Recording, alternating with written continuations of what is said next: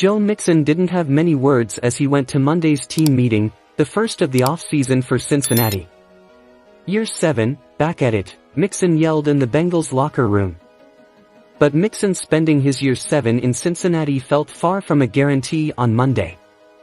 And if he does indeed depart the Bengals in the coming weeks, a resolution could come sooner rather than later.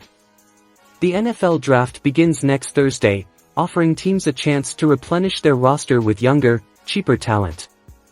As it turns out, the Bengals have at least one spot open for a running back, made by Samaje Perine's departure. And depending on how the draft goes, they might have 2 spots up for grabs. Even considering that the Bengals didn't make any other additions at running back in free agency, questions have been raised for months about Mixon's status with the team, for both on and off-field issues. But simply, a large part of his future in Cincinnati is tied to his cap figure. Per Over the Cap, Mixon is scheduled to count for $12,791,176 against the Bengals' salary cap in the 2023 season, with another massive, $13,133,205 figure coming in the 2024 season to end his contract.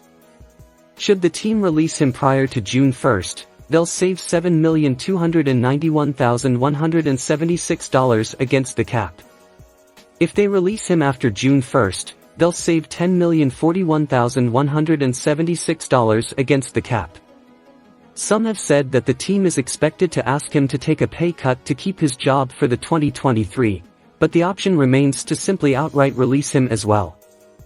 Should the team do that, they'd certainly put themselves in the market for a running back, and perhaps 2, in the draft next week.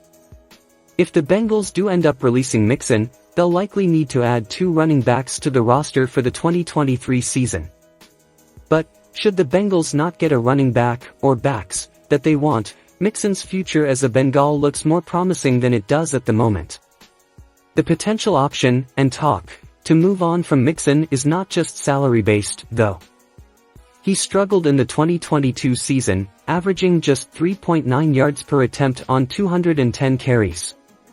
After a Pro Bowl season in 2021, the Bengals didn't get a big boost from the running game last season despite an improved offensive line.